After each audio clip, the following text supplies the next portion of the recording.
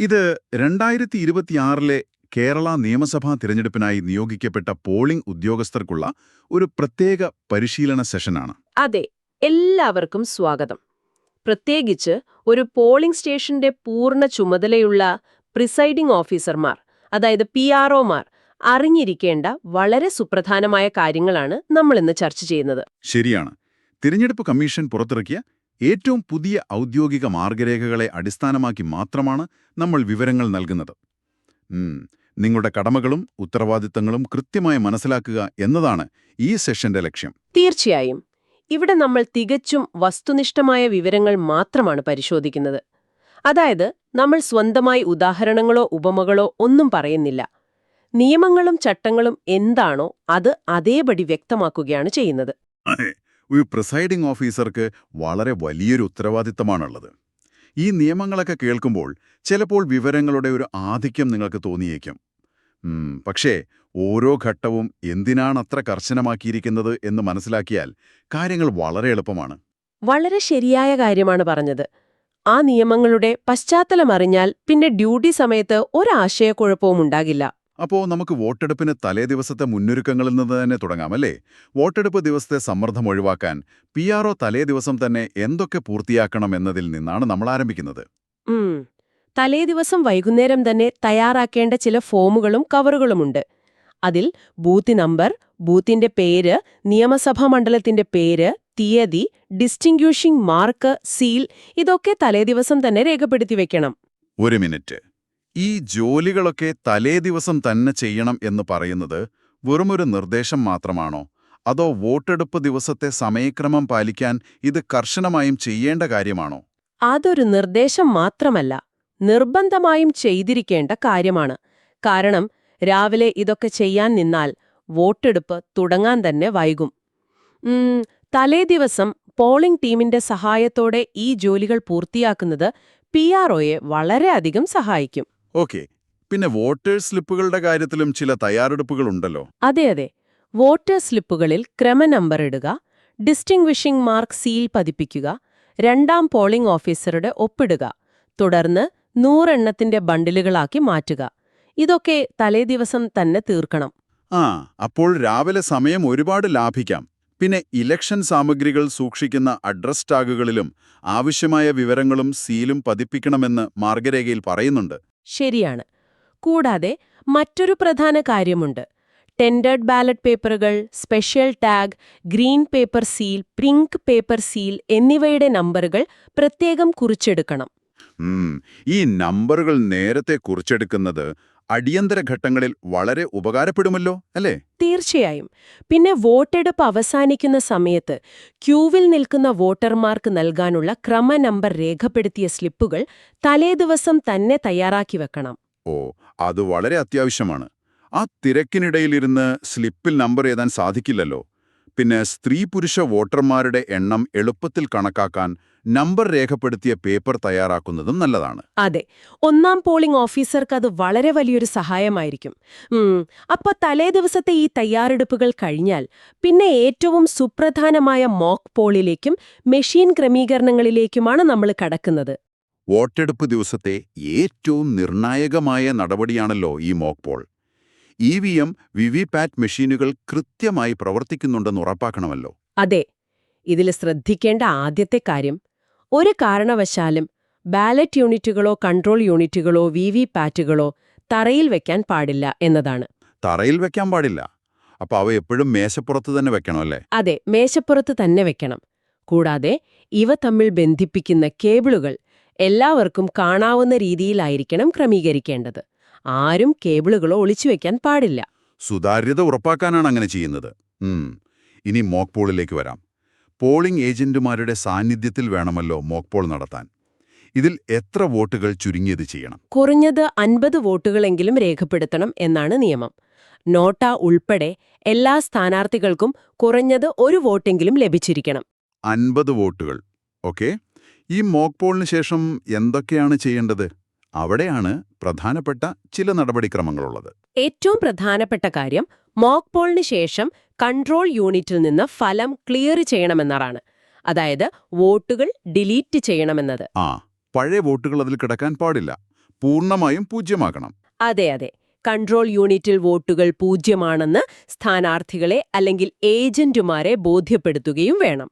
അതുപോലെ VVPAT drop ബോക്സിൽ നിന്ന് ആ മോക്ക് പോൾ സ്ലിപ്പുകൾ പൂർണ്ണമായും മാറ്റണം. ഈ ഡ്രോപ്പ് ബോക്സിൽ സ്ലിപ്പുകളൊന്നും ഇല്ല എന്ന് ഉറപ്പുവരുത്തിയ ശേഷം നമ്മൾ മോക്ക് പോൾ സർട്ടിഫിക്കറ്റ് തയ്യാറാക്കണമല്ലോ. തീർച്ചയായും സർട്ടിഫിക്കറ്റ് തയ്യാറാക്കണം. അതിനുശേഷം ഒന്നാം വോട്ടർ ഫോം 17A ഒപ്പിടുന്നതിന് മുമ്പൊരു കാര്യം കൂടി ചെയ്യാനുണ്ട്. കൺട്രോൾ യൂണിറ്റിലെ ആകെ വോട്ട് പരിശോധിച്ച് 0 ഒന്നാം പോളിംഗ് ഓഫീസർ മഷിയിൽ രേഖപ്പെടുത്തണം. ഓക്കേ, ഇവിടെ എനിക്കൊരു സംശയം ചോദിക്കാനുണ്ട്. മോക്ക് പോൾ സമയത്ത് ഏജന്റുമാരാരും എത്തിയില്ലെങ്കിൽ പ്രിസൈഡിംഗ് ഓഫീസർ എന്ത് ചെയ്യും? അവർ വരുന്നതിവിടെ കാത്തിരിക്കാൻ കഴിയോ? ഇല്ല, അങ്ങനെ അനിശ്ചിതമായി കാത്തിരിക്കാൻ കഴിയില്ല. ഏജന്റുമാരാരും എത്തിയില്ലെങ്കിൽ ഒരു 15 മിനിറ്റ് മാത്രം കാത്തിരിക്കാം. 15 മിനിറ്റ് മാത്രം? എന്നിട്ടും ആരും എത്തിയില്ലെങ്കിലോ? എന്നിട്ടും ആരും വന്നില്ലെങ്കിൽ PRO മോക്ക് പോൾ നിർബന്ധമായും നടത്തണം. ഏജന്റുമാരുടെ അഭാവം മോക്ക് പോൾ വൈകിപ്പിക്കാനോ യഥാർത്ഥ വോട്ടെടുപ്പ് വൈകിപ്പിക്കാനോ കാരണമാകരുത്. അത് വളരെ കർശനമായ നിർദ്ദേശമാണ്. അത് വളരെ വ്യക്തമാണ്. അപ്പോ യഥാർത്ഥ വോട്ടെടുപ്പ് തുടങ്ങുന്നതിന് തൊട്ടുമുമ്പ് 1951 ജനപ്രാതിനിധ്യ നിയമത്തിലെ 128 വകുപ്പ് പ്രകാരമുള്ള ഒരു മുന്നറിയിപ്പ് ഉച്ചത്തിൽ വായിച്ചു കേൾപ്പിക്കണമെന്ന് മാർഗരേഖയിലുണ്ട്. അതെന്തിനാണ്? രഹസ്യ സ്വഭാവം കാത്തുസൂക്ഷിക്കുന്നതിനെക്കുറിച്ചുള്ള മുന്നറിയിപ്പാണ്. വോട്ടിംഗ് വളരെ രഹസ്യമായിരിക്കണം എന്നത് ജനാധിപത്യത്തിൽ നിർബന്ധമാണല്ലോ. അതെല്ലാവരെയും ഓർമ്മിപ്പിക്കാനാണ് അത് ഉച്ചത്തിൽ വായിക്കുന്നത്. മനസ്സിലായി. അപ്പോൾ മോക്ക് പോളും സീലിംഗും കഴിഞ്ഞ് വോട്ടെടുപ്പ് ആരംഭിക്കുകയാണ്. ഇനി നമ്മൾ പരിശോധിക്കുന്നത് വോട്ടെടുപ്പ് സമയത്തെ കർശനമായ നിരീക്ഷണ ചുമതലകളാണ്.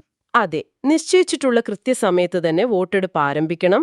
വോട്ടെടുപ്പ് നടക്കുമ്പോൾ PRO വെറുതെ ഇരിക്കാൻ പാടില്ല. കൃത്യമായ ഇടവേളകളിൽ കൺട്രോൾ യൂണിറ്റിലെ ആകെ വോട്ടുകൾ പരിശോധിക്കണം. അതായത് വോട്ടർ സ്ലിപ്പിലെ ഫോം 17A ക്രമനമ്പർ അനുസരിച്ച് തന്നെയാണ് കൺട്രോൾ യൂണിറ്റിലും വോട്ടുകൾ രേഖപ്പെടുത്തിയിട്ടുള്ളതെന്ന് ഉറപ്പാക്കുക, അല്ലേ? അതെ, രണ്ടും ടാലിയാകണം. പിന്നെ വോട്ടർമാർ ബാലറ്റ് യൂണിറ്റിലോ വിവിപാറ്റിലോ എന്തെങ്കിലും കൃത്രിമം കാണിക്കുന്നുണ്ടോ എന്ന് എപ്പോഴും ശ്രദ്ധിക്കണം. വോട്ടിംഗ് കമ്പാർട്ട്മെന്റിനുള്ളിൽ എന്തെങ്കിലും കൃത്രിമം നടക്കുന്നുണ്ടെന്ന് സംശയം തോന്നിയാൽ PROക്ക് എന്താണ് ചെയ്യാൻ കഴിയുക? അവിടെ കയറി നോക്കാൻ അധികാരമുണ്ടോ? അധികാരമുണ്ട്. റൂൾ 49Q പ്രകാരം സംശയം തോന്നിയാൽ വോട്ടിംഗ് കമ്പാർട്ട്മെന്റിൽ പ്രവേശിക്കാൻ PROക്ക് സാധിക്കും. എന്നാൽ ഒരു കാരണവശാലും തനിയെ പോകരുത്. തനിയെ പോകരുത്? അതെന്താ അങ്ങനെ പറയുന്നത്? സുതാര്യത ഉറപ്പാക്കാനാണ്. 1-2 പോളിംഗ് ഏജന്റുമാരെ കൂടി ഒപ്പം കൊണ്ടുപോകണം. അല്ലെങ്കിൽ വെറുതെ ആവശ്യമില്ലാത്ത സംശയങ്ങൾക്കതിടയാക്കും. ശരിയാണ്. നമ്മൾ തനിയെ പോയാൽ നമ്മളെന്തോ കൃത്രിമം കാണിക്കാൻ പോയതാണെന്ന് മറ്റുള്ളവർക്ക് തോന്നാം. പിന്നെ പോളിംഗ് ഉദ്യോഗസ്ഥരോ ഏജന്റുമാരോ പോളിംഗ് സ്റ്റേഷനുള്ളിൽ അനാവശ്യമായി നടക്കുന്നത് തടയുകയും ചെയ്യണമല്ലോ. തീർച്ചയായും. എല്ലാവരും അവരവർക്ക് നിശ്ചയിച്ച സ്ഥലത്ത് തന്നെ ഇരിക്കണം. എനിക്കിവിടെ ഒരു കാര്യം ചോദിക്കാനുണ്ട്. അപ്രതീക്ഷിതമായ എന്തെങ്കിലും കാരണങ്ങളാൽ രാവിലെ വോട്ടെടുപ്പ് തുടങ്ങാൻ വൈകിയാൽ ആ വൈകിയ സമയം പരിഹരിക്കാനായി വൈകുന്നേരം വോട്ടെടുപ്പ് സമയം നീട്ടി നൽകാൻ പ്രിസൈഡിംഗ് ഓഫീസർക്ക് അധികാരമുണ്ടോ? ഇല്ല, യാതൊരു അധികാരവുമില്ല. എത്ര വലിയ കാരണത്താൽ വോട്ടെടുപ്പ് തുടങ്ങാൻ വൈകിയാലും വോട്ടെടുപ്പ് സമയം നീട്ടി നൽകാൻ പ്രിസൈഡിംഗ് ഓഫീസർക്ക് കഴിയില്ല എന്ന് മാർഗരേഖ വളരെ കൃത്യമായി പറയുന്നുണ്ട്. ഓ, അപ്പം നിയമം വളരെ കർശനമാണ്. സമയത്തിന്റെ കാര്യത്തിൽ ഒരു വിട്ടുവീഴ്ചയുമില്ല. ഇനി നമുക്ക് അവസാനമായി സമയം അവസാനിക്കുമ്പോഴുള്ള നടപടിക്രമങ്ങളും രേഖകൾ കൈമാറുന്നതും എങ്ങനെയെന്ന് മനസ്സിലാക്കാം. 6 മണിക്ക് എന്താണ് സംഭവിക്കുന്നത്? വോട്ടെടുപ്പ് അവസാനിക്കുന്ന സമയത്ത്, അതായത് 6 മണിക്ക്, ക്യൂവിൽ നിൽക്കുന്ന എല്ലാവർക്കും അവസാനം മുതൽ ആരംഭം വരെ സ്ലിപ്പുകൾ നൽകണം. അവസാനം മുതൽ ആരംഭം വരെയോ? അതായത് ഏറ്റവും പുറകിൽ നിൽക്കുന്ന ആൾക്ക് ക്രമനമ്പർ 1 നൽകണം, അല്ലേ? അതെ, ഏറ്റവും പുറകിൽ നിൽക്കുന്ന ആൾക്ക് നമ്പർ 1ഉം അങ്ങനെ മുന്നോട്ട് വന്ന് ഏറ്റവും മുന്നിൽ നിൽക്കുന്ന ആൾക്ക് അവസാന നമ്പരും കൊടുക്കണം. ഇത് 6 മണിക്ക് ശേഷം ആരും ക്യൂവിൽ കയറുന്നില്ല എന്ന് ഉറപ്പാക്കാനാണ്. വളരെ കൃത്യമായൊരു രീതിയാണിത്. അങ്ങനെ ആ സ്ലിപ്പ് കിട്ടിയ എല്ലാവരും വോട്ട് ചെയ്ത് കഴിയുമ്പോൾ പോളിംഗ് പൂർത്തിയാകും. അതിനുശേഷം കൺട്രോൾ യൂണിറ്റിലെ ക്ലോസ് ബട്ടൺ അമർത്തി വോട്ടെടുപ്പ് അവസാനിപ്പിക്കുക. ശരിയാണ്. ആ ക്ലോസ് ബട്ടൺ അമർത്തുന്നത് വളരെ പ്രധാനമാണ്. അതിനുശേഷമാണ് നമ്മൾ ഏറ്റവും പ്രധാനപ്പെട്ട ഫോം 17C തയ്യാറാക്കേണ്ടത്. അക്കൗണ്ട് ഓഫ് വോട്ട്സ് റെക്കോർഡഡ് എന്ന ഫോം 17C. ഇതിൽ പോളിംഗ് ഏജന്റുമാരുടെ ഒപ്പ് വാങ്ങണമല്ലോ. ഒപ്പുവാങ്ങുക മാത്രമല്ല, ഈ ഫോം 17C-യുടെ സാക്ഷ്യപ്പെടുത്തിയ പകർപ്പുകൾ പോളിംഗ് സ്റ്റേഷനിൽ ഹാജരുള്ള ഓരോ സ്ഥാനാർത്ഥിയുടെയും പോളിംഗ് ഏജന്റിന് അപ്പോൾ തന്നെ നൽകേണ്ടതാണ്. അതായത് അവിടെ വെച്ച് തന്നെ പകർപ്പ് നൽകണമെന്ന്. ഫോം 17C തയ്യാറാക്കുന്ന സമയത്ത് ഏജന്റുമാർക്ക് അവിടെ വെച്ച് തന്നെ പകർപ്പ് നൽകണമെന്ന് ഇത്ര നിർബന്ധം പിടിക്കുന്നത് എന്തുകൊണ്ടാണ്? കാരണം തിരഞ്ഞെടുപ്പ് പ്രക്രിയയുടെ സുതാര്യത ഉറപ്പുവരുത്തുന്നതിലെ ഏറ്റവും പ്രധാനപ്പെട്ട രേഖയാണ് ഈ ഫോം 17C. പോൾ ചെയ്ത കൃത്യം വോട്ടുകളുടെ കണക്കാണത്. അപ്പോ അത് അപ്പോൾ തന്നെ ഏജന്റുമാർക്ക് നൽകിയാൽ പിന്നെ അവർക്ക് സംശയങ്ങളൊന്നും ഉണ്ടാകില്ല. അതെ, അത് നൽകുന്നത് വഴി പിന്നീട് ഉണ്ടാകാനിടയുള്ള എല്ലാ സംശയങ്ങളും ആരോപണങ്ങളും ഒഴിവാക്കപ്പെടുന്നു. ഇത് നൽകിയതിനെക്കുറിച്ച് PRO ഒരു ഡിക്ലറേഷനും നടത്തണം. ഈ ഫോം നിയമസഭാ മണ്ഡലത്തിലെ ഏജന്റുമാർക്ക് മാത്രമേ നൽകാവൂ എന്നൊരു നിബന്ധന കൂടിയുണ്ട്. മനസ്സിലായി. പിന്നെ തെരഞ്ഞെടുപ്പ് കമ്മീഷന്റെ ചെക്ക് മെമ്മോ കൃത്യമായി പൂരിപ്പിച്ച് സൂക്ഷിക്കുകയും വേണമല്ലോ. എല്ലാ കാര്യങ്ങളും കൃത്യമായി ചെയ്തുവെന്ന് ഉറപ്പുവരുത്താൻ ഈ ചെക്ക് മെമ്മോ സഹായിക്കും. തീർച്ചയായും.